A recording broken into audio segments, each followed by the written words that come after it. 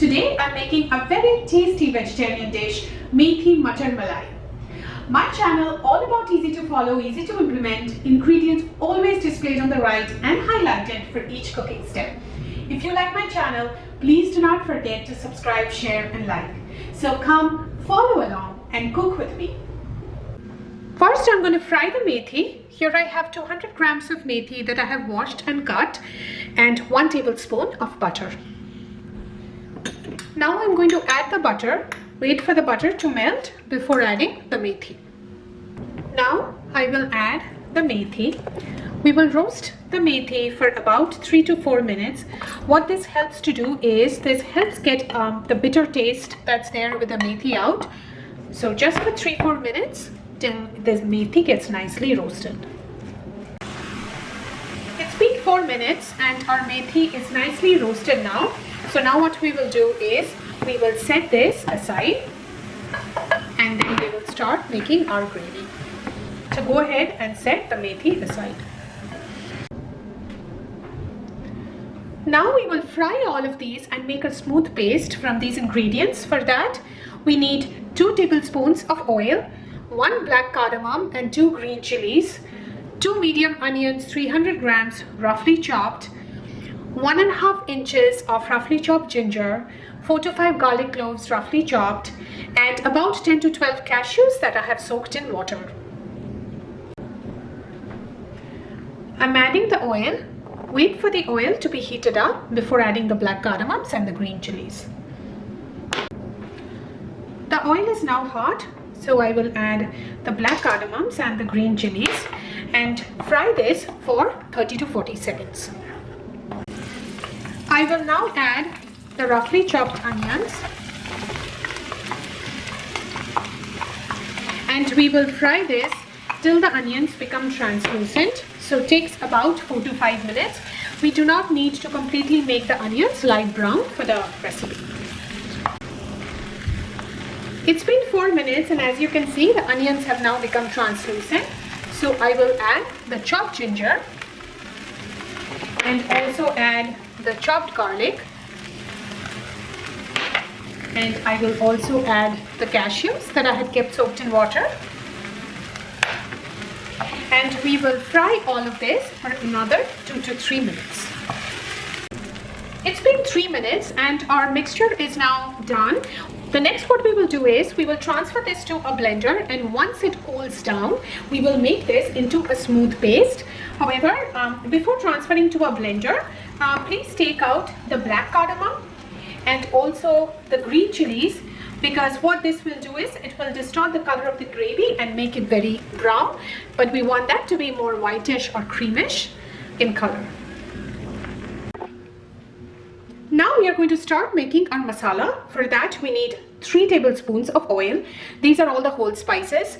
So 1 inch of cinnamon stick, 5 to 6 black peppercorns, 4 green cardamoms, 1 black cardamom, 2 teaspoons coriander powder, 1 teaspoon red chili powder, 1 teaspoon cumin powder, half a teaspoon turmeric powder. Here I have the onion, ginger, garlic that we had fried before and blend to a smooth paste. Half a cup of yogurt and some salt as per taste. I will add the oil. Wait for the oil to be heated up before adding the whole spices.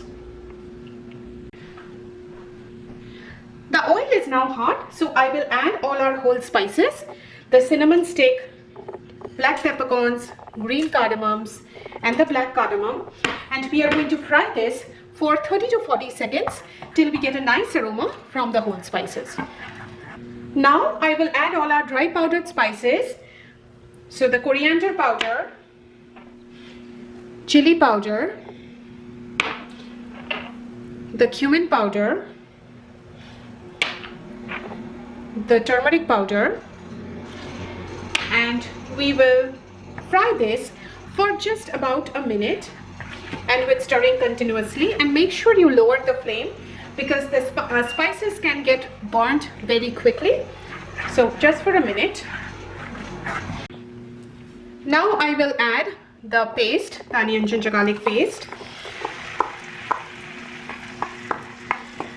and also add about half cup of water and we will cook this at a medium flame till we can see oil separating out. So this should take somewhere between 6 to 8 minutes, but make sure you fry it well till you can see the oil separating. As you can see, our masala is completely cooked and oil is separating out also. So now what we will do is we will add the yogurt, and make sure you lower the flame when you add the yogurt, and we will cook this for another 4 to 5 minutes till we can see the oil separating out. We will also add some salt as per taste, and then cook this for 5 minutes till we can see the oil separating out. Once our masala gets cooked, we are going to add the methi that we had roasted before.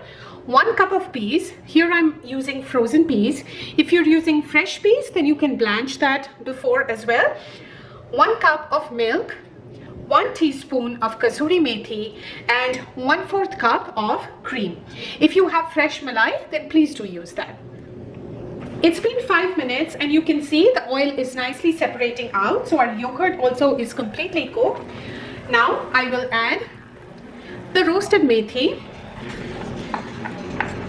and also add the peas. And like I said before, I'm using frozen peas, so I'm adding it directly. However, if you're using fresh matar, then just blanch that. So just boil that in hot water for about 4 to 5 minutes. So we are going to mix this well, and now I will add the milk. So make sure the milk is warm before you add it. So I'm adding the milk, and also check for salt. If you feel like you need more salt, then just add that at this stage, and we will mix this well again. And now I will cover this with a lid and cook this on a medium flame for about 4 to 5 minutes till the milk comes to a nice boil. And make sure you stir a couple of times in between so the milk doesn't get stuck at the bottom. It's been 5 minutes, and as you can see, the milk has come to a boil.